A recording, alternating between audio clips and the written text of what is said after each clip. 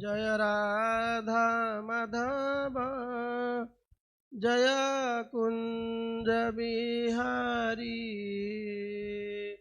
राधा माधव जय कुंज बिहारी जय राधा माधव जय कुंज बिहारी हाँ जय राधा माधव जय कुंज बिहारी जय गोपी जन वल्लभ जय गिरिवरधारी जय गोपी जन वल्लभ जय गिरिवरधारी जय गोपी जन वल्लभ जय गिरिवरधारी जय गोपी जन वल्लभ जय गिरिवरधारी जय यशोदानंदन व्रज जन रंजन यशोदानंदन व्रज जन रंजन यशोदानंदन व्रज जन रंजन यशोदानंदन व्रज जन रंजन जमुना तीरा वनचारी यमुना तेरा वनचारी यमुना तीरा वनचारी यमुना तेरा वनचारी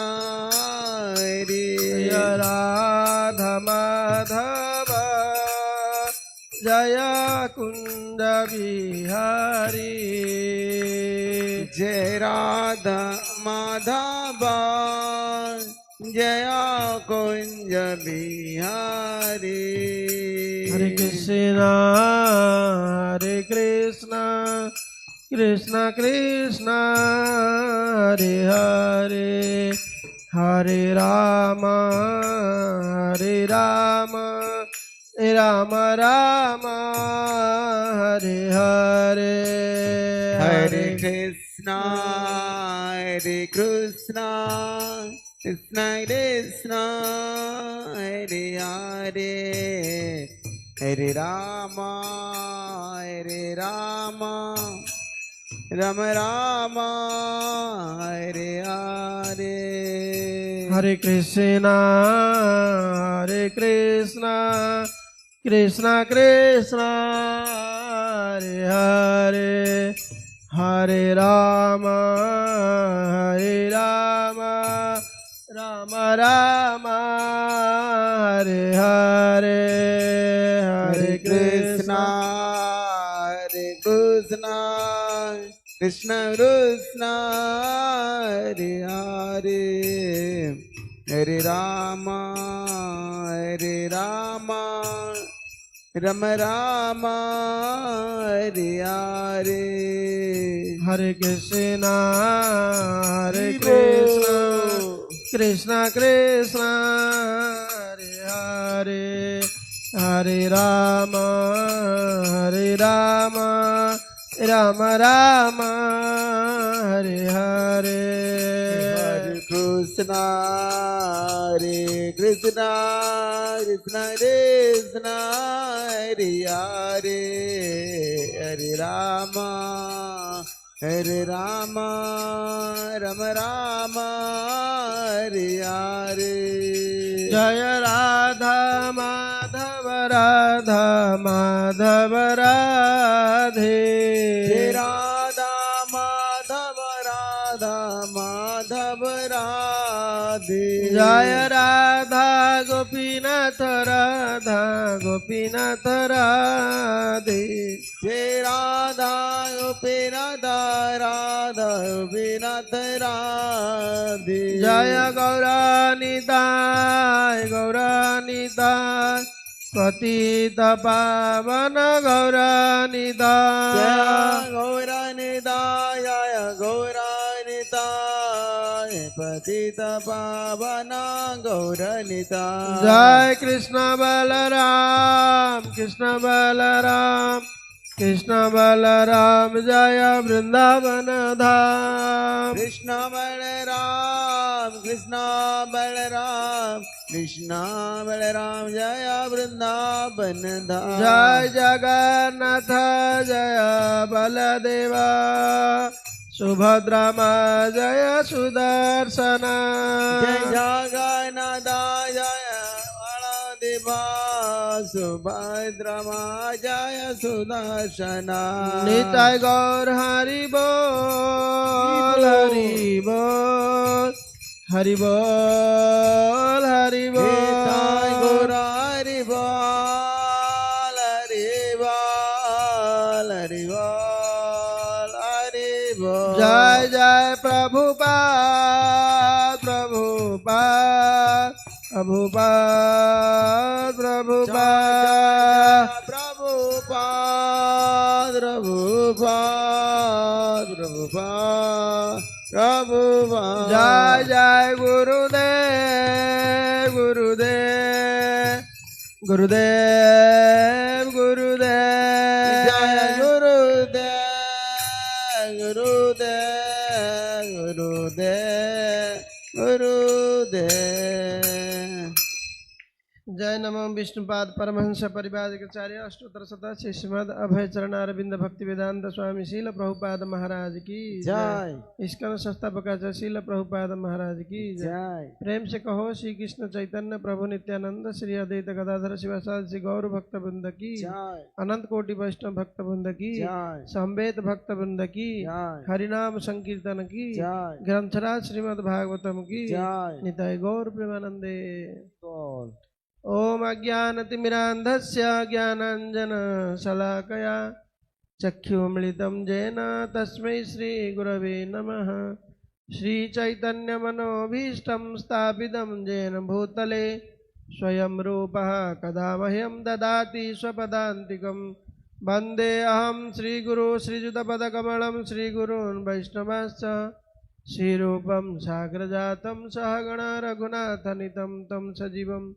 सादयितं सावधूतं परिजनसहितं कृष्ण चैतन्यदेवं श्री श्रीराधाकृष्णपादान् सहगण ललिता श्रीविशाखानितांश्च हे कृष्ण करुणा सिन्धु दीनबन्धु जगत्पते गोपेश गोपिकान्त राधाकान्तनुस्तुते तप्तकाञ्चन गौराङ्गी राधे वृन्दावनेश्वरी वृषभानुसुते देवी प्रणमामि हरिप्रिये वाञ्छाकल्पतरुभ्यश्च कृपा सिन्धुभ्येव च पतितानां पावनेभ्यो वैष्णवेभ्यो नमो नमः नमो महावदानाय कृष्णप्रेमप्रदायते कृष्णाय कृष्णचैतन्यनाम्ने गौरतीशे नमो नमः जय श्री कृष्ण चैतन्य प्रभु नित्यानंद श्री अद्वैत गदाधर शिवासादि श्री गौर भक्त वृंद हरे कृष्ण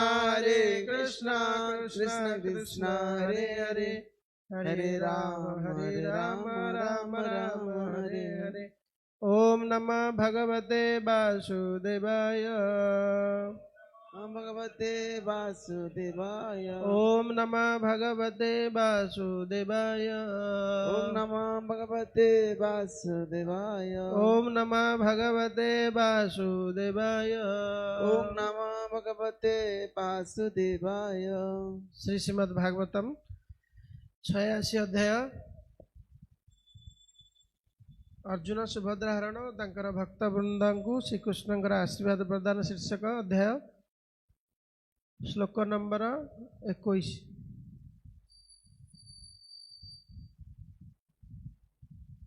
समस्ते मो सहित उच्चारण करंतु तेभ्यः शिक्षण विनष्टतमिश्रदुग्भ्यः तेभ्यः सुखेन विनष्टतमिश्रत क्षेमं तिलक गुरु रथ दृशं च गच्छन् शृण्वन् दिगन्तधवलं स्वजसशुभघ्नम् गीतं सुरैर्नृभिर्गाच्छन्नकैर्विदेहान् तेभ्यः स्वखणविनिष्टतमिश्रदृग्भ्यः क्षेमं त्रिलोकगुरुरथदृशं च यच्छन्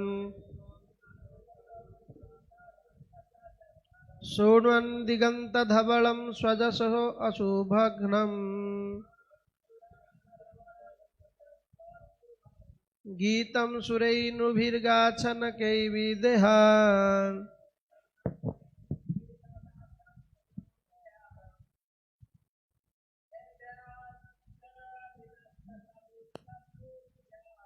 तेभ्यः सुखणविनिष्टतमिश्रदृग्भ्यः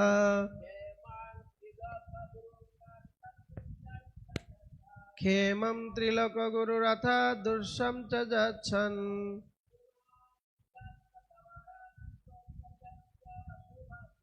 शृण्वन् दिगन्तधवलं स्वजस अशुभघ्नम्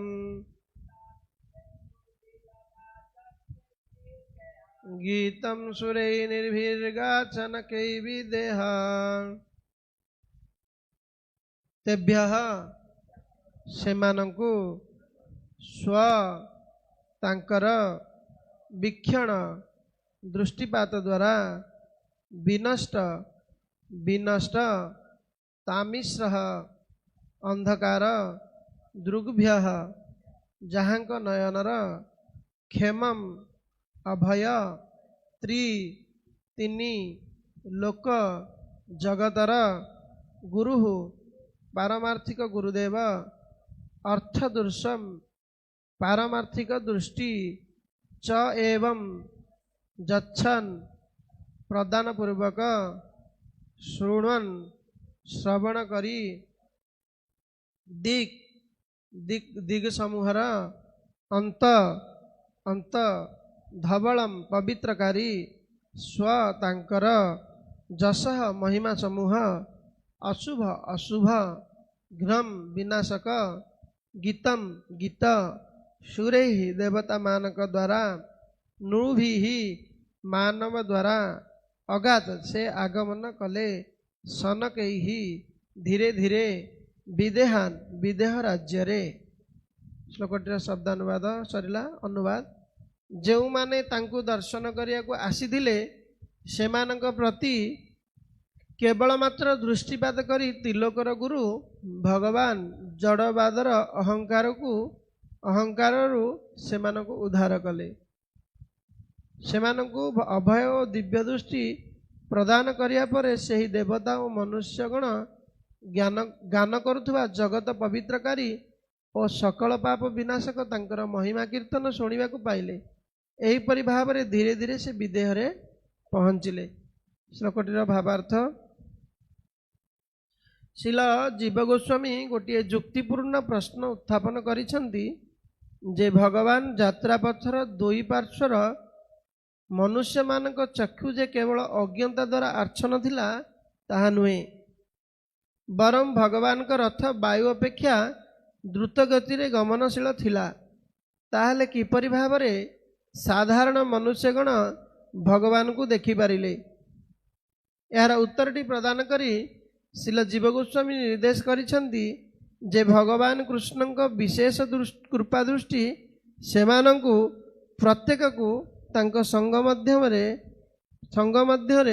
प्रवेशर प्रयोजनीय शुद्ध भक्ति रे बलियान करिथिला अन्यथा से सेमानंक दर्शन क्षमतार बाहरे रही थांते जहाँ से स्वयं उद्धवंक प्रति तांकर निर्देश रे उल्लेख करिसेंती भक्त्या मेकया ग्राह्य अर्थात मु केवल मात्र भक्ति द्वारा उपलब्ध होई पारे श्रीमद् भागवतम एकादश स्कंद चतुर्दश अध्याय 21 नंबर श्लोक रे कहते एक शेष रूपे परिचित यौगिक गठनर व्याकरणगत नियम द्वारा स्तवीक्षण विनष्ट तमिश्र दृश्य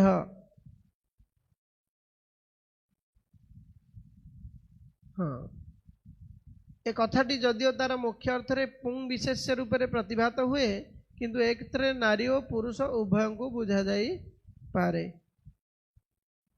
ହରେ କୃଷ୍ଣ।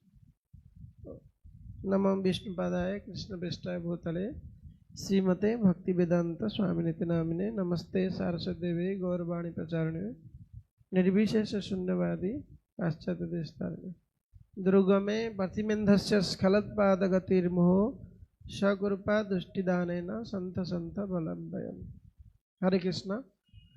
उपस्थित समस्त श्रोता वैष्णवଙ୍କର ଚରଣରେ ମୁଁ ନିଜକୁ ସମର୍ପିତ କରି କୃପା ଭିକ୍ଷା ପୂର୍ବକ ଏବଂ ଆମର ପରମାରାଧ୍ୟ ଆମର ଇଷ୍ଟ ଶ୍ରୀ ଶ୍ରୀ ଗୌର ନିତ୍ୟାନନ୍ଦ ପ୍ରଭୁ କୃଷ୍ଣ ବଳରାମ ଏବଂ ଶ୍ରୀ ଶ୍ରୀ ଜଗନ୍ନାଥ ବଳଦେବ ସୁଭଦ୍ରା ମହାରାଣୀ ଗୌରାଧା ଗୋପୀନାଥ ଜୀଙ୍କ ଚରଣ କମଳରେ ପ୍ରାର୍ଥନା ପୂର୍ବକ ଏବଂ ମୋର ଗୁରୁଦେବ ଏବଂ ପ୍ରଭୁପାଦ ମହାରାଜଙ୍କର ଚରଣ କମଳରେ ପ୍ରାର୍ଥନା ପୂର୍ବକ ଆଜିର ଏହି ଭାଗବତମର ଦଶମ ସ୍କନ୍ଧର 86 ଅଧ୍ୟାୟର 21 ନମ୍ବର ଶ୍ଲୋକକୁ ଆମେ ଆଲୋଚନା କରିବା ପାଇଁ ପ୍ରୟାସୀ ହୋଇଛନ୍ତି। ଆକ୍ଚୁଆଲି ଆମେ ଏହି ବିଷୟରେ ଆଲୋଚନା କରିବା ପାଇଁ ଯୋଗ୍ୟ ନୁହଁ କିନ୍ତୁ ଯେହେତୁ ଆମକୁ ଗୋଟେ ସେବା ମିଳିଛି ଆମେ ସେଥିପାଇଁ ପ୍ରୟାସୀ ହେଇଛନ୍ତି। ତେଣୁ ଯାହା କିଛି ଦୋଷ ତ୍ରୁଟି ହେବ ଆପଣମାନେ ସାଧୁ ହୃଦୟରେ କ୍ଷମା କରିବେ। ଏଠି ଆପଣମାନେ ସମସ୍ତେ ଶ୍ରବଣ କରିଛନ୍ତି ଯେତେବେଳେ ପରୀକ୍ଷିତ ମହାରାଜ ସୁଖଦେବ ଗୋସ୍ୱାମୀଙ୍କୁ ଜିଜ୍ଞାସା କରିଛନ୍ତି ଯେ ସୁଭଦ୍ରା ମହାରାଣୀଙ୍କର ମାନେ ମୋର ଜେଜେମାଙ୍କର ବିବାହ ପ୍ରସଙ୍ଗ ଆପଣ କୁହନ୍ତୁ। ସେତେବେଳେ ପରୀକ୍ଷିତ ମହାରାଜ ସୁଖଦେବ ଗୋସ୍ୱାମୀ ସବୁ କହିସାରିଛନ୍ତି। କହିଲା ପରେ ଏ ପ୍ରସଙ୍ଗକୁ ଆଣୁଛନ୍ତି। କେଉଁ ପ୍ରସଙ୍ଗକୁ? ମିଥିଳାରେ ଦୁଇ ଜଣ ରାଜା ଥିଲେ, ଦୁଇ ଜଣ ଭକ୍ତ ଥିଲେ। ଜଣେ ହେଉଛନ୍ତି ରାଜା ଆଉ ଜଣେ ହେଉଛନ୍ତି ବ୍ରାହ୍ମଣ। ମିଥିଳା ରାଜା ହେଉଛନ୍ତି କିଏ? ବୃହଦସ୍ୱ। ଆଉ ବ୍ରାହ୍ମଣ କିଏ? ଶ୍ରୁତଦେବ। ତାଙ୍କୁ ଭଗବାନ ଦର୍ଶନ ଦେବା ପାଇଁ ରଥକୁ ପ୍ରସ୍ତୁତ କଲେ। ଦାରୁକକୁ କହିଲେ ତୁମେ ରଥ ପ୍ରସ୍ତୁତ କର। ଦାରୁକ ଯେତେବେଳେ ରଥ ପ୍ରସ୍ତୁତ କଲେ ସେତେବେଳେ ଭଗବାନ ଯେତେବେଳେ ଯିବା ପାଇଁ ବାହାରିଲେ ଆପଣମାନେ ସମସ୍ତେ ପୂର୍ବରୁ ଶ୍ରବଣ କରିଛନ୍ତି ସବୁ ମୁନି ଋଷିମାନେ ବାହାରିଲେ ଯିବା ପାଇଁ। ତ ଭଗବାନ ତ ପରମ ଦୟାଳୁ, ତାଙ୍କର ସ୍ୱଭାବ ହେଉଛି ସମସ୍ତଙ୍କୁ ଦୟା କରିବା। ସେ କହିଲେ ମୁଁ ସିନା ଦ୍ରୁତ ଗତିରେ ରଥରେ ବସିକି ପଳେଇବି, ଏ ମୁନି ଋଷିମାନେ କେମିତି ଯିବେ? ସେଥିପାଇଁ ମୁନି ଋଷିମାନଙ୍କୁ ତାଙ୍କ ରଥରେ ମଧ୍ୟ ବସେଇଲେ ଏବଂ ରଥରେ ବସେଇକି ନିଜେ ଏବଂ ତାଙ୍କର ଭକ୍ତମାନଙ୍କ ସହିତ ଭଗବାନ କ'ଣ କଲେ? ମିଥିଳାପୁରକୁ ଗମନ କଲେ। ଆଜି ବି ଦେଖନ୍ତୁ ଭଗବାନଙ୍କର ଯେତେବେଳେ ରଥଯାତ୍ରା ହେଉଛି ଭଗବାନଙ୍କ ଏକୁଟିଆ ଯାଉଛନ୍ତି? କାହାକୁ ନେଇକି ଯାଉଛନ୍ତି? ତେଣୁ ଦେଖନ୍ତୁ ଶ୍ରୀମଦ୍ ଭାଗବତମରେ ଯାହା ବର୍ଣ୍ଣନା ଅଛନ୍ତି ସେଇ ଗୁଣକୁ ଭଗବାନ ଏବେ ବି ଧାରଣ କରିଛନ୍ତି। ସେଥିପାଇଁ ଭଗବାନଙ୍କର ଗୋଟେ ନାଁ ହେଉଛି ଅଚ୍ୟୁତ। କୌଣସି ପରିସ୍ଥିତିରେ କୌଣସି ସମୟରେ କେବେ ହେଲେ ଯିଏ ନିଜ ସ୍ଥିତିରୁ ବିଚ୍ୟୁତ ହୁଅନ୍ତି ନାହିଁ ସେ ହେଉଛନ୍ତି ଅଚ୍ୟୁତ। କିନ୍ତୁ ଆମେ ଆଜି ଯାହା ଥିଲେ କାଲି ସେୟା ରହିବା ନା ଆଗରୁ ଯାହା ଆମେ ଥିଲେ ଆଜି ଅଛେ? ଆମର ସବୁବେଳେ କ'ଣ କୌଣସି କଥାକୁ ଆମେ ଠିକରେ ପାଳନ କରିପାରୁନା। ଦେଖନ୍ତୁ ଦ୍ୱାରିକାରେ ଭଗବାନ ଯେଭଳି ନିଜର ଭକ୍ତମାନଙ୍କ ସହିତ ରଥରେ ବସି ମିଥିଳାପୁରକୁ ଗମନ କରିଥିଲେ, ବର୍ତ୍ତମାନ ବି ଯେତେବେଳେ ଭଗବାନ ଗମନ କରୁଛନ୍ତି ରଥରେ ତାଙ୍କର ଭକ୍ତମାନଙ୍କ ଦ୍ୱାରା ପରିବେଷ୍ଟିତ ହେଇକି ଗମନ କରୁଛନ୍ତି। ସତ ନା ମିଛ? ମୁଁ ଏ କଥା ଭାବୁଥିଲି ଭଗବାନ ଜଗନ୍ନାଥ ଯେତେବେଳେ ରଥଯାତ୍ରାରେ ବାହାରୁଛନ୍ତି ସେତେବେଳେ କେତେ ଭକ୍ତମାନଙ୍କୁ ସେ ସାଙ୍ଗରେ ବସେଇକି ରଥରେ ଆଣୁଛନ୍ତି। ବାସ୍ତବଟା ଭଗବାନଙ୍କ ଇଚ୍ଛା। ଭଗବାନଙ୍କ ଇଚ୍ଛା ନହେଲେ କିଏ ତାଙ୍କ ପାଖରେ ବସିପାରିବ? ତେଣୁ ମୋର କହିବାର ଅର୍ଥ ଭଗବାନ ଭକ୍ତ ବତ୍ସଳ। ଆଉ ଆପଣମାନେ ସମସ୍ତେ ଶ୍ରବଣ କରିଛନ୍ତି ଯେ ଶ୍ରୁତଦେବ ଜଣେ ନିଷ୍କିଞ୍ଚନ ପରମହଂସ ବ୍ରାହ୍ମଣ ଥିଲେ। ତାଙ୍କର ଏକାନ୍ତ ଲକ୍ଷ୍ୟ ଥିଲା ଭଗବାନଙ୍କର ସେବା କରିବା। ଆଉ ଯେଉଁ ରାଜା ଦେଖନ୍ତୁ ଦୁଇ ଜଣଙ୍କୁ କମ୍ପେୟାର କରାହେଇଛି। ଏଠି ବହୁତ ସୁନ୍ଦର ସୁନ୍ଦର କଥା କୁହାଯାଇଛି ଏ ଅଧ୍ୟାୟରେ ଯେ ଜଣେ ବହୁତ ଐଶ୍ୱର୍ଯ୍ୟ ଥିଲେ ଯେ କେବଳ ଭଗବାନଙ୍କୁ ପାଇପାରିବ ତାହା ନୁହଁ। ଜଣେ ବହୁତ ଐଶ୍ୱର୍ଯ୍ୟ ଥିବା ସତ୍ତ୍ୱେ ସେ ଯଦି ଅକିଞ୍ଚନ ହେବ, ନିଜର ବୋଲି କିଛି ନ ଭାବିବ, ତାହେଲେ ଭଗବାନଙ୍କୁ ପାଇପାରିବ। ସେଥିପାଇଁ କୁନ୍ତୀ ଦେବୀ ପ୍ରାର୍ଥନା କରିଛନ୍ତି ନମୋ ଅକିଞ୍ଚନ ବିଦ୍ୟାୟ ନିବୃତ୍ତମ ଗୁଣବୃତ୍ତଏ। ଆପଣ ହେଉଛନ୍ତି ଅକିଞ୍ଚନ ଲୋକମାନଙ୍କର ଧନ। ଯାହାର କିଛି ଧନ ନାହିଁ ତାର ଧନ କିଏ? ଭଗବାନ କୃଷ୍ଣ। ତେଣୁ ଦେଖନ୍ତୁ ସୁତଦେବ ଗରିବ ବ୍ରାହ୍ମଣ, କିନ୍ତୁ ଇଏ ହେଉଛନ୍ତି ରାଜା ବହୁଳାଶ୍ୱ। ବହୁଳାଶ୍ୱଙ୍କର ସବୁ କିଛି ଥିବା ସତ୍ତ୍ୱେ ସେ କେବଳ ଶ୍ରୀ ବିଗ୍ରହଙ୍କ ସେବା କରିବା ପାଇଁ ନିୟୋଜିତ ରହୁଥିଲେ। ଆଉ ତାଙ୍କୁ ସମୟ ନଥିଲା ଆସିକି ଭଗବାନଙ୍କୁ ଦର୍ଶନ କରିବା ପାଇଁ ଦ୍ୱାରକାପୁରରେ। ତେଣୁ ଭକ୍ତବତ୍ସଳ ଭଗବାନ ତାଙ୍କର ଭକ୍ତି ଦ୍ୱାରା ବା ତାଙ୍କର ସେବା ପୂଜା ଦ୍ୱାରା ସନ୍ତୁଷ୍ଟ ହୋଇ ସେ କ'ଣ କଲେ, ନିଜେ ଆସିଲେ ଦର୍ଶନ ଦେବା ପାଇଁ। ତେଣୁ ଆମକୁ ଏଥିରୁ କ'ଣ ଶିକ୍ଷା ମିଳୁଛି? ଆମକୁ ଏଥିରୁ ଶିକ୍ଷା ମିଳୁଛି ଯେ ଆମେ ଯଦି ଭଗବାନଙ୍କ ସେବାରେ ନିୟୋଜିତ ରହିବା, ଭଗବାନ ନିଶ୍ଚୟ ଆମକୁ କ'ଣ କରିବେ? ଏଥିରୁ ପ୍ରମାଣ ମିଳୁଛି ନା ନାହିଁ? କାରଣ ଶ୍ରୀମଦ୍ ଭାଗବତମ ଦ୍ୱାରା ଆମେ ନିଜର ଭକ୍ତିକୁ କ'ଣ କରିବା? ପୋଷଣ କରିବା ବା ଶିକ୍ଷା ପ୍ରାପ୍ତ ହେବା। ତେଣୁ ଏ ଶ୍ରୀମଦ୍ ଭାଗବତମ କ୍ଲାସ୍ ସାଧାରଣ କ୍ଲାସ୍ ନୁହଁ। ଏଠି ଏଇ କ୍ଲାସ୍ରେ ସମସ୍ତେ ନିଜର ଡାଉଟ୍କୁ କ୍ଲିୟର କରନ୍ତି, ଆଉ ବହୁତ କିଛି ଆମକୁ ସାହା ଭରସା ମିଳେ। ମାନେ ସାହା ଭରସା ମିଳେ ମାନେ କ'ଣ? ଯାହା ଆମେ କ୍ଲାସ୍ରେ ମାନେ ଶାସ୍ତ୍ରରୁ ପଢ଼ିଛେ ବା ସାଧୁମାନଙ୍କ ମୁଖରୁ ଶୁଣୁଛେ, ତାହା ଦେଖନ୍ତୁ ପ୍ରମାଣ ଶ୍ରୀମଦ୍ ଭାଗବତରେ ହିଁ ପ୍ରମାଣ ଅଛନ୍ତି। ସୁତଦେବ ଆଉ ବହୁଳାଶ୍ୱ ଦୁଇ ଜଣଙ୍କୁ ଭଗବାନ ତ ଏକୁଟିଆ ଯାଇଥାନ୍ତେ ଦର୍ଶନ ଦେବା ପାଇଁ, ପୁଣି ସାଧୁ ସନ୍ଥକୁ ନେଇକି ଯାଇଛନ୍ତି। ସୁକଦେବ ଗୋସ୍ୱାମୀ କହୁଛନ୍ତି ମୁଁ ବି ବସିଛି, ସେ ଯାଇଛି। ତାହେଲେ ଚିନ୍ତା କରନ୍ତୁ ଭଗବାନ କେତେ କୃପାଳୁ। ନିଜ ଭକ୍ତଙ୍କ ସହିତ ଭଗବାନ ନିଜେ ଯାଇକି ଦର୍ଶନ ଦେଇଥିଲେ। ତ ଆମେ ସେଇଭଳି ଦର୍ଶନ ପ୍ରାପ୍ତ ହେଉଛନ୍ତି ନା ନାହିଁ? ଭଗବାନଙ୍କୁ ତ ଦର୍ଶନ ଡେଲି ପ୍ରାପ୍ତ ହେଉଛନ୍ତି, ତା ସହିତ ତାଙ୍କର ଶୁଦ୍ଧ ଭକ୍ତମାନଙ୍କୁ ଦର୍ଶନ ପ୍ରାପ୍ତ ହେଉଛି ନା ନାହିଁ? କେଉଁଠି ରହିକି? ଏଇ ମନ୍ଦିରରେ ରହିକି, ଏଇ ମନ୍ଦିରରେ ସେବା କରିକି। ତେଣୁ ଆମେ ଯଦି ଏଇ ମନ୍ଦିରରେ ରହିବା ବା ଇସ୍କନ ସେଣ୍ଟରରେ ଯିଏ ଯେଉଁଠି ଅଛନ୍ତି ସେ ସେବା କରିବା, ନିଶ୍ଚିନ୍ତ ଭାବରେ ଆମେ ଭଗବାନଙ୍କୁ ଦର୍ଶନ ପ୍ରାପ୍ତ ହେବା ଏବଂ ଭଗବାନଙ୍କର ଶୁଦ୍ଧ ଭକ୍ତଙ୍କୁ ଦର୍ଶନ ପ୍ରାପ୍ତ ହେବା। ଆଉ ଏ ଶ୍ଲୋକ କାହିଁକି ବେଶୀ ଗୁରୁତ୍ୱପୂର୍ଣ୍ଣ? ଏହା ପୂର୍ବ ଶ୍ଲୋକରେ ଭଗବାନ କେଉଁ କେଉଁ ରାଜ୍ୟ ଦେଇକି ଯାଇଛନ୍ତି ସେ କଥା ବର୍ଣ୍ଣନା ଅଛନ୍ତି। ଆଉ ପ୍ରଭୁପାଦ ମହାରାଜ ବହୁତ ସୁନ୍ଦର ଭାବରେ ଭାବାର୍ଥରେ ଶବ୍ଦାନୁବାଦରେ ସବୁ ଲେଖିଦେଇଛନ୍ତି। କେଉଁ କେଉଁ ରାଜ୍ୟ, ଆନର୍ତ, ଧର୍ମ, କୁରୁଜାଙ୍ଗଳ, କଙ୍କ, ମତ୍ସ୍ୟ, ଏସବୁ ରାଜ୍ୟ କେଉଁଟା ଥିଲା ସେତେବେଳେ ଯୁଗରେ, ଦ୍ୱାପର ଯୁଗରେ, ସେ କଥାକୁ ବର୍ଣ୍ଣନା କରିଦେଇଛନ୍ତି। ସବୁ ପୁରବାସୀ ଧନ୍ୟ ହୋଇଛନ୍ତି। ଆଉ ଭଗବାନ କେବଳ ଗୋଟେ ଲକ୍ଷ୍ୟକୁ ସ୍ଥିର କରିକି ଯାଆନ୍ତିନି, ସମସ୍ତଙ୍କର ଇଚ୍ଛାକୁ ପୂର୍ଣ୍ଣ କରିବା ପାଇଁ ମାନେ ବହୁତ କିଛି ଲକ୍ଷ୍ୟକୁ ନେଇକି ସେ କ'ଣ କରନ୍ତି ନା ଗୋଟେ କାର୍ଯ୍ୟ କରନ୍ତି।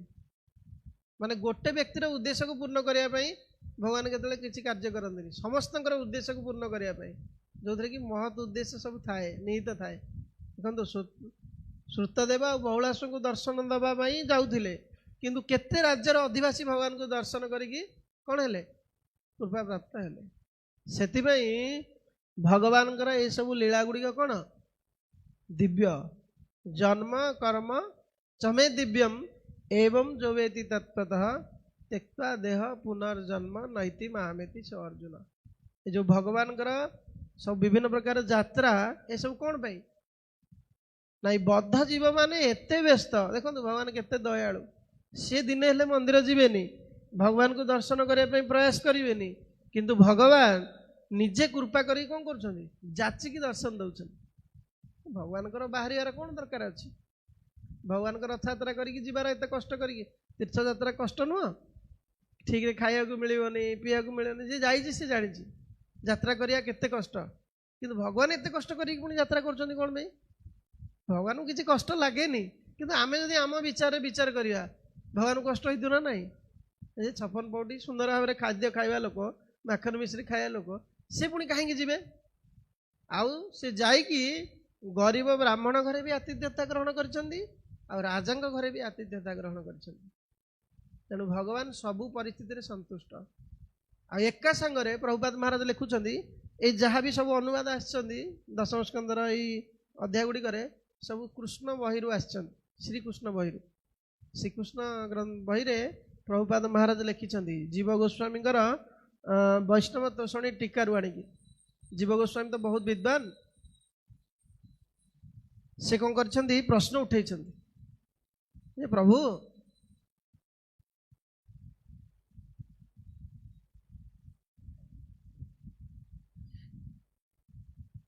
ଆପଣ ତ ରଥକୁ, ପ୍ରଭୁଙ୍କ ରଥ ତ ଦ୍ରୁତ ଗତିରେ ଯାଉଥିଲା, ଆଉ ଯେଉଁ ଲୋକମାନେ ସବୁ ଆସିଥିଲେ ଦର୍ଶନ କରିବା ପାଇଁ, ସେମାନେ କିଭଳି ଭଗବାନଙ୍କୁ ଦର୍ଶନ କଲେ? कारण भगवान को दर्शन बा भगवान का लीला को दर्शन करिया गेले दिव्य चक्षु दरकार आमर चर्म चक्षु आमे तो भगवान को दर्शन करि पारुछे जदि भी दर्शन करुछे कोन कहूछे भगवान काठ पत्थर धातु एथिरे सब तैयारी ताले से लोक माने केमिति दर्शन करि पारले भगवान आ दर्शन करी कोन होची तांकर ना माने भगवान स्तुति गुण लीला को से सब गान करुछंती गान करिकी से पुलकित हो जाउछंती जीवन धन्य हो जाउछि कारण प्रत्येक जीव क्यों कहा द्वारा आच्छन्न आम सबुदिन प्रार्थना करुचे ना ओम अज्ञान तिमिरांधस्य ज्ञानांजन शलाकया चक्षुर्मिलितं येन तस्मै श्री गुरवे नमः। ओम अज्ञान तिमिरांधस्य अज्ञान तिमिर रूपक अंधकार द्वारा आमर चक्षु कौन है हाँ ये श्लोकर अर्थ बुझी ना खाली बोलुचे आम बोलु किए बुझी कहले ओम अज्ञान तिमिरांधस्य ज्ञानांजन शलाकया चक्षुर्मिलितं येन तस्मै श्री गुरवे नमः। ये श्लोकर अर्थ कौन किए बुझे पारे आपण मान भीतर बहुत सुंदर अर्थ अज्ञान तिमिर रूपक अंधकार द्वारा आम चक्षुटा कौन है आच्छन्न हो जाए आ गुरुदेव कौन करती ज्ञानांजन शलाकया अंजन अर्थ कौन कज्वल ज्ञान रूपक कज्वल को शलाकया द्वारा बोलीदेले आम आखिरी शलाकया माने कौन देखिछ ना गोटे काठी तापर गोटे सरु तुला गुला होता है से तुलार कला को बुड़े की एमती लगा जाए कज्वल लगेयार जो काठी ताकू शलाकया कह जाए आ नेट रे सर्च करिवे शलाकया अर्थ पतला तार बा पतलार छोटिया धातु जिनस जोटा द्वारा कई परे अंजन लगाती चक्षुरे जो अंजन लगियार जो सरु धारटा ताकू शलाकया कह जाए गुरुदेव ज्ञान रूपक कज्वल को चक्षुरे देले लगेदेले ता द्वारा कौन है आमे सब किसी ठीक रूप से जानी पारे जिते आम गुरु ग्रहण करनथिले सेतले जानी पारथिले आमे किए आमर कौन करिया कर्तव्य आमे सेतले कौन चेष्टा करथिले हाँ कृष्णगति प्रभु बहुत सुंदर भाव में बुझाती गोटे बड़ गध हाँपी चेष्टा करी माने आमे गोटे बड़ गध हाँपी प्रयास करते से कृष्णगति प्रभु कहती जिते सी आसते गुरुदेव पाखक दर्शन करने गुरुदेव प्रणाम कले आ गुरुदेव कहले तुम्हें कहीं गध होच एति गोटे प्रश्न तुम्हें कहीं गध हाँपी चेष्टा करुच से जीन्स पैंट को फोपाड़ी परिवर्तन होते कहते सब क्लास रे कहते बहुत भल लगे से कथा गुरुदेव किसी अधिक कथा कही ना कहले तुम्हें कहीं गध हाँपी चेष्टा करुच तो आम समस्ते गध हाँपी चेष्टा करते कि जो शिल प्रभुपाद महाराज संस्पर्श आसिले तांकर कृपा को प्राप्त हेले से आम कौन कले प्रकृत में आमर कजल से लगेदेले से कहुची चक्षुदान दिल जई जन्मे जन्मे प्रभु से भाया ये देखो लिखाई भगवान होचंदी गुरु आमको सीना गुरु एठी देदेले चक्षु शलाकया ताले से जो लोक माने छिड़ा होते तांकर केमती किए अंजन लगेला जे से भगवान को देखी पारे आमर सीना गुरु ज्ञान रूपक शलाकया लगेदेवा द्वारा आम भगवान को दर्शन करचे भगवान को सेवा करने चेष्टा करचे भगवान का नाम करचे तो से माने सरल लोक से केमती दर्शन मिलला ना भगवान होचंदी त्रिलोकर गुरु ए तीन जगतर गुरु आ गजेन्द्र स्तुति देखिए कुंती स्तुति देखिए सेठी से माने प्रार्थना करिसेंती अखिल गुरु भगवान नमस्ते लास्ट श्लोक रे तांकर अछि आपण होचंदी अखिल जगतर गुरु एठी सुखदेव गोस्वामी कहउचंदी त्रिलोक गुरु तीन जगतर गुरु स्वर्ग मर्त्य पाताल तीन लोकर गुरु किंतु अखिल जगत जेते लोक अछि 14टा लोक अछि समस्तଙ୍କର गुरु होचंदी किए जेते जीवा अछंदी समस्त गुरु किए भगवान अखिल गुरु से जेहेतु से गुरु तेणु से शिष्य वत्सल हेबे ना नहीं से कौन करिसेंती ना कृपा करिकी समस्त को दिव्य दृष्टि प्रदान करिसेंती मु थरे पचारि महाराज को प्रश्न जे यशोदा माता सबु बेले कृष्ण को निजर पुत्र रूप में स्नेह करती वात्सल्य स्नेह जी भी कहे भगवान होचंदी कृष्ण से गाली करती कृष्ण कहीं भगवान हे से मोर छोट पुआ ता देहरे नारायण शक्ति अच्छी यहाँ मुझे जानी कि से भगवान नुहति से मोर पुआ कहीकि काखे दिखती कोड़े नियंती जी भी आसिक कहे जो साधु सन्त मुनि ऋषि जी भी आसिक कहते किंतु से यशोदा माता सब जेहेतु पुत्र स्नेह ମାନେ ଥିଲେ ତାହେଲେ ତାଙ୍କର କେମିତି ଭଗବାନଙ୍କ ମୁଖରେ ସେ ବ୍ରହ୍ମାଣ୍ଡଟାକୁ ବିଶ୍ୱ ବ୍ରହ୍ମାଣ୍ଡକୁ କେମିତି ଦର୍ଶନ କଲେ? କାରଣ ଭଗବାନଙ୍କ ବିଶ୍ୱରୂପ ଦର୍ଶନ କିଏ କରିଛନ୍ତି? ଅର୍ଜୁନ କରିଛନ୍ତି। ସାଧାରଣ ଅର୍ଜୁନ ତାଙ୍କର ସଖା ଥିଲେ, କିନ୍ତୁ ନିଜ ଚକ୍ଷୁରେ ଦର୍ଶନ କରିପାରିଲେ? ଭଗବାନ ଦେଲେ ଚକ୍ଷୁ, ଚକ୍ଷୁ ଦବା ଦ୍ୱାରା ସେ ବିଶ୍ୱରୂପ ଦର୍ଶନ କଲେ।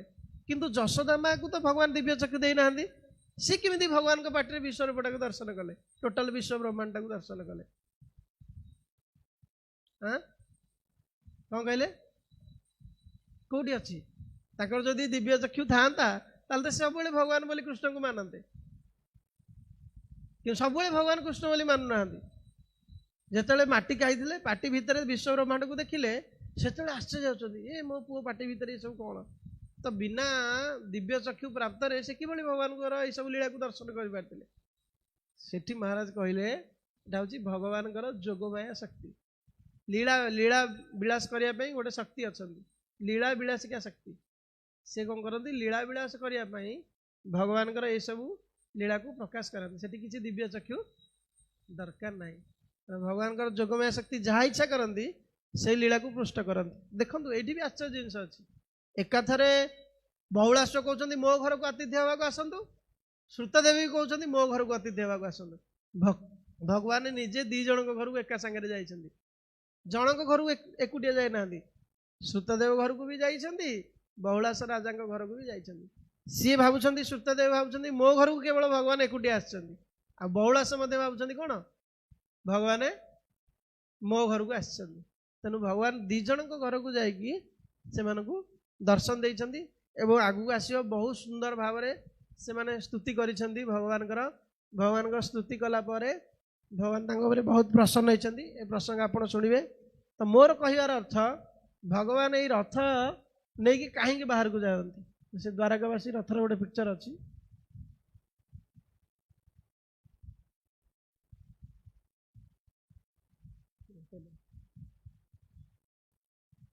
ଦେଖନ୍ତୁ। ପ୍ରଭୁପାଦ ମହାରାଜ ଶିଷ୍ୟମାନେ ଏତେ ସୁନ୍ଦର ଚିତ୍ର ସବୁ ଆଙ୍କିଛନ୍ତି। ଭଗବାନ କୃଷ୍ଣ ଯେତେବେଳେ ଦ୍ୱାରକାପୁରକୁ ଗମନ କରୁଛନ୍ତି, ପ୍ରଜାମାନେ କେତେ ସଂଖ୍ୟାରେ ଯୋଗଦାନ କରିକି ଭଗବାନଙ୍କୁ ସ୍ୱାଗତ କରୁଛନ୍ତି, କେତେ ନିଜକୁ ଧନ୍ୟ ମନେ କରୁଛନ୍ତି। ଦେଖନ୍ତୁ, ଶ୍ଵେତ ଚାମର, ଶ୍ଵେତ ଛତ୍ର, ଶଙ୍ଖ, ଭେରୀ, କାହାଳି ସବୁ ବାଜୁଛି। ଭଗବାନ କେତେ ସୁନ୍ଦର ଭାବରେ ଦ୍ୱାରକାପୁରକୁ ପ୍ରବେଶ କରୁଛନ୍ତି। କିନ୍ତୁ ଆମର ଏଠି ଭଗବାନ ଯେତେବେଳେ ବାହାରୁଛନ୍ତି କିଛି ଲୀଳାରେ, ଆପଣ ଚିନ୍ତା କରନ୍ତୁ ଆମେ କିଭଳି ଭାବରେ ଉତ୍ସାହିତ କି ତାଙ୍କୁ ସ୍ୱାଗତ କରୁଛେ, ନା ଘର ଭିତରେ ବସିକି ଚୁପଚାପ ରହୁଛେ? କ'ଣ କରୁଛେ? ଆମେ ନିଜକୁ ପ୍ରଶ୍ନ ପଚାର, ତାହେଲେ ଭଗବାନ ଆମ ଉପରେ କୃପା କରିବେ କି? ଭଗବାନ କୃପା କରିବେନି। ଭଗବାନ ଆସୁଛନ୍ତି ଏଇ ବଦ୍ଧ ଜୀବ କିଭଳି ଭାବରେ ମୋତେ ଦର୍ଶନ ପ୍ରାପ୍ତ ହେଉ, ମୋର ଶରୀରକୁ ଦର୍ଶନ କରୁ, ମୁଁ କିଭଳି ସ୍ନାନ କରେ, କିଭଳି ଭୋଜନ କରେ, କିଭଳି ବେଶ ହୁଏ, କିଭଳି ପିନ୍ଧେ। ଆମେ ତ ଭଗବାନ ସଜା ହେଲା, କବାଟ ଦ୍ୱାର ଖୋଲିଗଲା ଦର୍ଶନାର୍ଥୀରେ, ଆମେ ଦର୍ଶନ କରିଦେଲେ। କିନ୍ତୁ ଭଗବାନଙ୍କର ଏସବୁ କାର୍ଯ୍ୟ ଗୁଡ଼ାକ ଆମେ ଦର୍ଶନ କରିପାରୁଛେ କି? କିନ୍ତୁ ବୋକା ମଣିଷ ଆସିକି କ'ଣ କରୁଛି? ସେଲ୍ଫି ନେଉଛି ମନ୍ଦିର ଭିତରେ। ସେ ଜାଣିପାରୁନି, ସେ ଚିନ୍ତା କରିବା ଦରକାର ଭଗବାନ ଆଜି କେମିତି ବସ୍ତ୍ର ପିନ୍ଧିଛନ୍ତି, ଆଜି କ'ଣ ତାଙ୍କର ଚରଣ ପଦ୍ମରେ ଧାରଣ କରିଛନ୍ତି, ତାଙ୍କ ଚରଣ ପଦ୍ମରେ କେଉଁ ପୁଷ୍ପ ଦିଆଯାଇଛି, ଭଗବାନ କେମିତି ଚାହିଁଛନ୍ତି।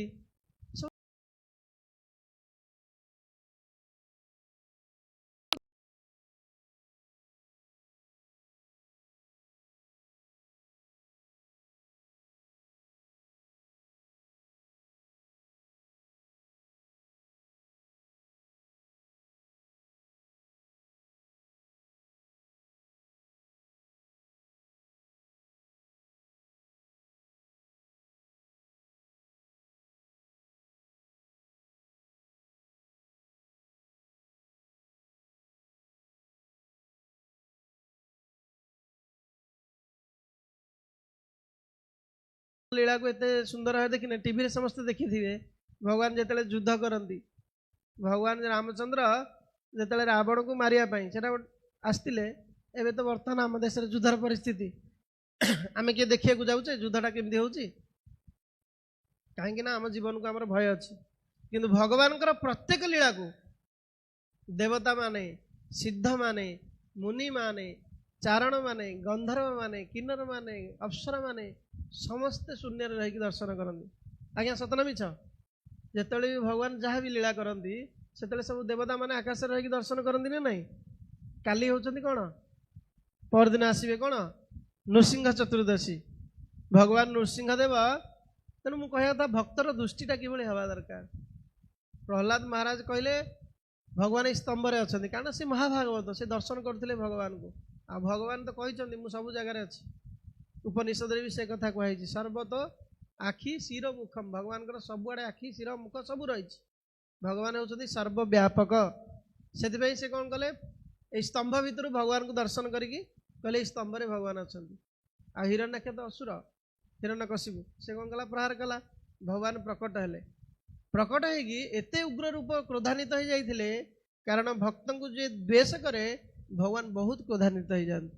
ତେଣୁ ଭକ୍ତ ଦ୍ୱେଷୀ ହିରଣ୍ୟକଶିପୁକୁ ଯେତେବେଳେ ଭଗବାନ ଆସିଥିଲେ ମାରିବା ପାଇଁ, ସେ ଆଜ୍ଞା ଏତେ ଚାଲାକ ଲୋକ, ଆପଣ ସେ ଅଧ୍ୟାୟ ପଢ଼ିବେ, ସେ ଏମିତି ବ୍ରହ୍ମାଙ୍କୁ ଯାଇକି କହିଲା ମୋତେ ଅମର ବର ଦିଅନ୍ତୁ। ବ୍ରହ୍ମା କହିଲେ ମୋର ଅମର ବର ଦେବାର ଶକ୍ତି ନାହିଁ, ତେଣୁ ତୁମେ ଭଗବାନଙ୍କ ପାଖକୁ ମାଗ। କହିଲେ ଭଗବାନ ବିଷ୍ଣୁ ତ ମୋର ଶତ୍ରୁ, ତାଙ୍କୁ କେମିତି ମାଗିବି? ତେଣୁ ସେ ଏତେ ଚାଲାକ। ଏବେ ସବୁ ବ୍ୟକ୍ତି ପ୍ରାୟ ଅସୁର ସ୍ୱଭାବ ସମ୍ପନ୍ନ, ସେଥିପାଇଁ ଦେଖିବେ ବହୁତ ଚାଲାକରେ ସବୁ ଜିନିଷ କରୁଛନ୍ତି। କିନ୍ତୁ ଭଗବାନ ତ ହେଉଛନ୍ତି ସୁପର ଚାଲାକ। ସେ ମାଗିଲା, ଏମିତି ବର ମାଗିଲା ପୁରା ଅମର ବର ସହିତ ସମାନ, ମାନେ କେହି ବି ତାଙ୍କୁ ମାରିପାରିବେନି। ଦିନରେ ମରିବିନି, ରାତିରେ ମରିବିନି, ଅସ୍ତ୍ରରେ ମରିବିନି, ଶସ୍ତ୍ରରେ ମରିବିନି, ଘରେ ମରିବିନି, ବାହାରେ ମରିବିନି, ବିଭିନ୍ନ ପ୍ରକାର ବର ମାଗିଦେଇଛି। ଦେବତା, ମନୁଷ୍ୟ, ଯକ୍ଷ, ରକ୍ଷ, କିନ୍ନର, କାହା ହାତରେ ମରିବିନି। ତେଣୁ ଭଗବାନ ଦେଖନ୍ତୁ କେମିତିଆ ଗୋଟେ ପ୍ଲାନ୍ କରିକି ବାହାର କଲେ। ଅସ୍ତ୍ର ନୁହଁ କି ଶସ୍ତ୍ର ନୁହଁ, କ'ଣ ନଖ। ଦିନ ନୁହଁ କି ରାତି ନୁହଁ, କ'ଣ ସନ୍ଧ୍ୟା। ଘର ନୁହଁ କି ବାହାର ନୁହଁ, ଦ୍ୱାରବନ୍ଧ। ଆପଣ ସମସ୍ତେ ଜାଣନ୍ତି ଏ କଥାକୁ। ସେ ଯାହା ବି ସବୁ ବର ମାଗିଥିଲା ତାର ସବୁ ବରକୁ କେମିତି ଖଣ୍ଡନ କରିଛନ୍ତି ଭଗବାନ ଦେଖନ୍ତୁ। ସବୁ ବରକୁ ଖଣ୍ଡନ କରିକି ତାକୁ ବିଦାରଣ କରିଛନ୍ତି। ତେଣୁ ମୋର କହିବାର କଥା, କେବଳ ଭଗବାନଙ୍କର ଯିଏ ଶରଣାଗତ ସେ ଭକ୍ତ ହିଁ ଅମର ବର ପ୍ରାପ୍ତ ହୁଏ। ଆଉ ଭଗବାନଙ୍କର ଯିଏ ଶରଣାଗତ ନୁହେଁ, ଭଗବତ ଦ୍ୱେଷୀ, ସେ ଯେତେ ପ୍ଲାନ୍ ପ୍ରୋଜେକ୍ଟ କଲେ ବି ସେ କେବେ ହେଲେ ସୁରକ୍ଷିତ ହେଇପାରିବ ନାହିଁ। ଆଉ ଭଗବାନଙ୍କର ଶରଣାଗତ କିଏ ସୁରକ୍ଷା ପାଇଛି ଆଜ୍ଞା? ଆପଣ ପରୀକ୍ଷିତ ମହାରାଜଙ୍କୁ ନିଜେ ଦେଖନ୍ତୁ। ବ୍ରହ୍ମାସ୍ତ୍ର, ଯେଉଁ ଅସ୍ତ୍ର ଦ୍ୱାରା କେବେ ବଞ୍ଚିବା ମୁସ୍କିଲ, ସେ ଅସ୍ତ୍ରକୁ ଭଗବାନ ବ୍ୟର୍ଥ କରିଦେଇଛନ୍ତି। ଅଙ୍ଗୁଷ୍ଠ ଆକାର ରୂପ ଧାରଣ କରି ସୁଦର୍ଶନ ଚକ୍ରକୁ ଘୁରେଇ ମାତୃଗର୍ଭରେ ରହି ଭଗବାନ ସୁରକ୍ଷା ଦେଇଛନ୍ତି। କେତେ ଦୟାଳୁ, କେତେ ଭକ୍ତ ବତ୍ସଳ ଦେଖନ୍ତୁ। ମାତୃଗର୍ଭ, ଆମର ଗୁରୁ ମହାରାଜ କୁହନ୍ତି ଆପଣଙ୍କୁ 1,00,000 ଟଙ୍କା ଦିଆଯିବ, କୁହାଯିବ 20ଟା ମଳ ଟାଙ୍କି ଭିତରେ ଗୋଟେ ଦିନ ବୁଡ଼ିକି ରୁହ, କି ରାଜି ହେବେ ଆଜ୍ଞା? 1,00,000 କ'ଣ 1,00,000 ଟଙ୍କା ଦେଲେ କି ରାଜି ହେବେ? ଗୋଟେ ଦିନ ମଳମୂତ୍ର ବା କଫ ପୂଜ ରକ୍ତ ସବୁ ପଡ଼ିଥିବ, ସେ ଟାଙ୍କି ଭିତରେ ଗୋଟେ ଦିନ ବୁଡ଼ିକି ରହ, କିଏ ରାଜି ହେବେ? କିନ୍ତୁ ଜୀବ ତ ରହୁଛି 10 ମାସ 10 ଦିନ, ଜନ୍ମ ତ କଷ୍ଟ। କିନ୍ତୁ ଭଗବାନ ଭକ୍ତ ପାଇଁ ସେଇ ମଳମୂତ୍ର 20ଟା ଟାଙ୍କି ଭିତରେ ଯାଇକି ରହିଲେ। ଆଙ୍କଠୁ ଦୟାଳୁ ଆଉ କିଏ ଅଛି କୁହନ୍ତୁ? ଦେଖନ୍ତୁ କେତେ ଦୟାଳୁ ଭଗବାନ କୃଷ୍ଣ। କିନ୍ତୁ ଆମର ଦୁଃଖର ବିଷୟ, ଆମେ ସେଇ ଭଗବାନଙ୍କର ରୂପ ଗୁଣ ଲୀଳାକୁ ଚିନ୍ତା କରିବାକୁ ବା ଦର୍ଶନ କରିବାକୁ ଆମେ ହେଉଛେ କ'ଣ, ଆମର ସ୍ପୃହା ନାହିଁ ବା ଶ୍ରଦ୍ଧା ନାହିଁ। ଆମର ଏଇ ଯେଉଁ କୃଷ୍ଣ ବଳରାମ ଆପଣ ଦର୍ଶନ କରୁଛନ୍ତି, ଦେଖନ୍ତୁ କେତେ ସୁନ୍ଦର ତ୍ରିଭଙ୍ଗମ ଠାଣିରେ ଛିଡ଼ା ହେଇଛନ୍ତି। ଆଉ ସିଏ ତାଙ୍କର ଶୁଦ୍ଧ ଭକ୍ତଙ୍କୁ ସ୍ୱପ୍ନାଦେଶ କରି ଚନ୍ଦନ ଯାତ୍ରା କରିବା ପାଇଁ କହିଥିଲେ। ଆଉ ଚନ୍ଦନ ଯାତ୍ରାରେ ନିଜେ ଭଗବାନଙ୍କୁ କେତେ ଜୋରେ ବନ୍ଧା ହେଉଛି କଷିକି, ଦେଖୁଛନ୍ତି ନା, କଷ୍ଟ ସହିକି, ନିଜେ କଷ୍ଟ ସହିକି। ଆଉ ପାଲିଙ୍ଗି ବୋହିଲା ବେଳେ ଏପଟକୁ ହେଲେ, ପାଲିଙ୍ଗିରେ ଯିଏ ବସିଛି ଜାଣିଛି ସେ ପାଲିଙ୍ଗିଟା କେମିତି ବାଜେ, କେମିତି କଷ୍ଟ ଲାଗେ। ଯାଇକି କାହାକୁ ସୁଖ ଦେବା ପାଇଁ? ଭକ୍ତମାନଙ୍କୁ ସୁଖ ଦେବା ପାଇଁ। ଭକ୍ତମାନେ ମୋତେ କାନ୍ଧରେ ଧାରଣ କରନ୍ତୁ, ମୋତେ ଚାମର ଦିଅନ୍ତୁ। ସମସ୍ତେ ଆଜ୍ଞା ଚାମର ଦେଇପାରିବେ? କେବଳ ପୂଜାରୀ ମାନେ ଭଗବାନଙ୍କୁ ଯାଇକି ଚାମର ଦେଉଛନ୍ତି। ସମସ୍ତେ କିଭଳି ଚାମର ଦେବେ, ବ୍ୟଞ୍ଜନ କରିବେ, ଭଗବାନଙ୍କୁ କାନ୍ଧେଇବେ, ଭଗବାନଙ୍କୁ ଦର୍ଶନ କରିବେ, ଭଗବାନ କିଭଳି ସ୍ନାନ କରୁଛନ୍ତି ଆପଣମାନେ କିଏ ଦେଖିଛନ୍ତି? ସବୁ ବାହାରେ ଆସୁଛନ୍ତି, ମନ୍ଦିର ଭକ୍ତ ଯିଏ ତ ସେବା ପୂଜା କରୁଛି ସେ ଦେଖିଛନ୍ତି। ସେଥିପାଇଁ ଭଗବାନ ବାହାରକୁ ଯାଉଛନ୍ତି, ମୁଁ କେମିତି ସ୍ନାନ କରୁଛି ତୁମେ ଦେଖ। ଭଗବାନଙ୍କର ଚରଣ ମନ୍ଦିର, ଭଗବାନଙ୍କର ବକ୍ଷସ୍ଥଳ, ଭଗବାନ ସବୁ କିଛି ହେଉଛି ଦିବ୍ୟ। ତାକୁ ଯଦି ଦର୍ଶନ କରିବା ତାହେଲେ ଆମର ଏଇ ଚକ୍ଷୁଟା ସାର୍ଥକ ହେବ। ସେ ଶାସ୍ତ୍ରରେ କୁହାଯାଇଛନ୍ତି, ଯେଉଁ ଚକ୍ଷୁ ଭଗବାନଙ୍କୁ ଦର୍ଶନ ନ କରେ ସେ ଚକ୍ଷୁ ମୟୂର ପୁଚ୍ଛରେ ଥିବା ଚକ୍ଷୁ ସହିତ ସମାନ। ମୟୂର ପୁଚ୍ଛରେ ଚକ୍ଷୁ ଅଛି ନା ନାହିଁ? ସେଥିରେ କିଛି ଲାଭ ଅଛି? ତାହେଲେ ସେଇ ଯେଉଁ ମନୁଷ୍ୟର ଚକ୍ଷୁ ଥାଇକି ସେ ଭଗବାନଙ୍କୁ ଦର୍ଶନ କରୁନି, ଏଇ ଭଗବାନଙ୍କର ଗୁଣ ରୂପ ଲୀଳା ଗୁଡ଼ିକୁ ଦର୍ଶନ କରୁନି, ତାହେଲେ ତା ଚକ୍ଷୁଟା କ'ଣ? ମୟୂର ପୁଚ୍ଛରେ ଥିବା ଚକ୍ଷୁ ସହିତ ସମାନ। ତେଣୁ भक्तर ए भगवान को दर्शन करवा हूँ एकांत काम्य। तेणु ये जो मैंने दर्शन आसते से माने भगवान मुखपद्म को दर्शन करिकी कौन कले जीवन को कृतार्थ कले। कारण से माने कृतार्थ होते भगवान कृपा करिकी दर्शन देले। लेखा बहुत सुंदर भाव लिखाई तेभ्य स्वक्षण विनिष्टतम दृग्भ्य अंधकार तांकर नयनर अंधकार को दूर हो गला। क्या भगवान रूपी कृष्ण रूपी सूर्य को दर्शन करिकी तांकर नयनर अंधकार दूर हो गला। भगवान को कृपारू से भगवान को दर्शन कर पारे। तेणु भक्त तो भगवान मुखपद्म को दर्शन करने को चाहे नहीं। भक्त कौन चाहे सब चरण पद्म को दर्शन करने। गोटे सुंदर कोटेशन अच्छी श्रील प्रभुपाद महाराज कहते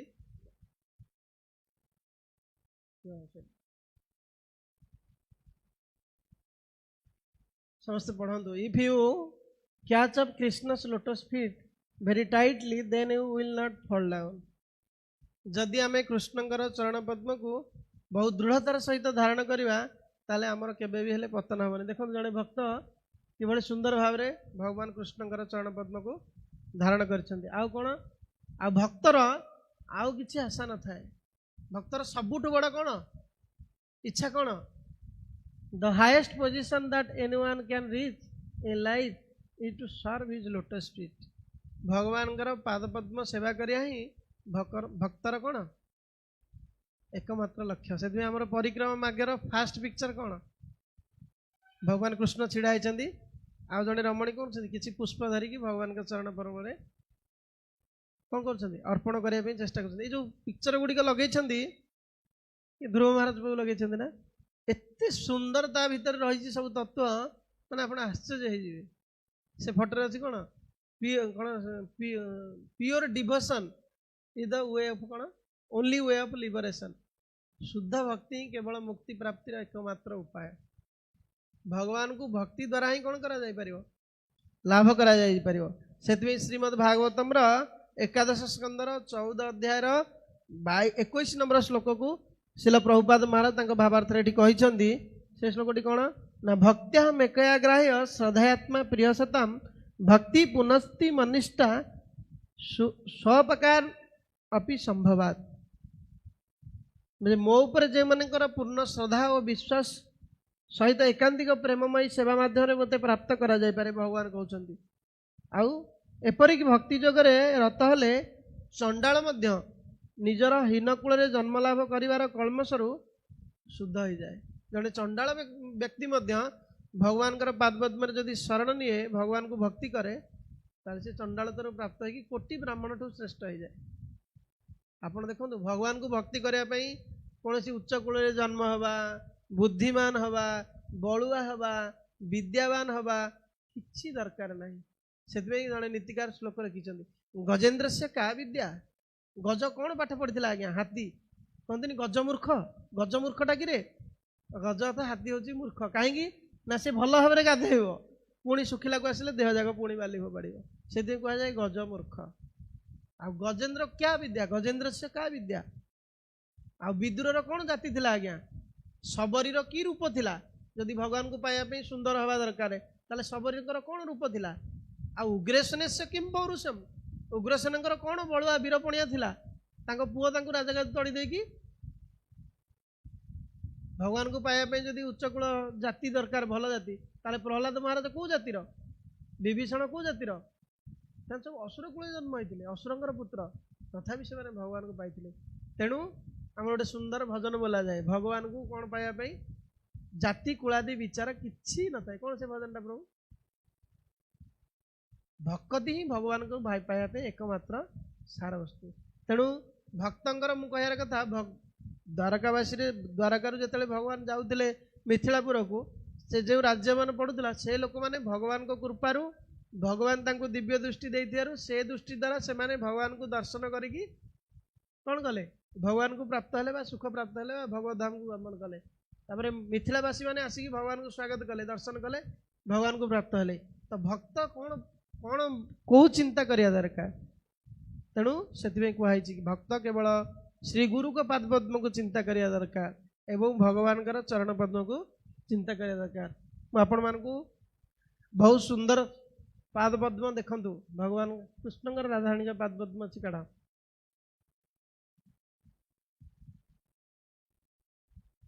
देखंतु भगवान ये होची लोटस फीट प्रथमटा होची कृष्णकर द्वितीयटा होची राधाराणीकर तो बहुत दिन तले मुझे पादपद्म विषय चिंता करी अक्षरी प्रभु को भेटी ये सब कलेक्शन करके आनी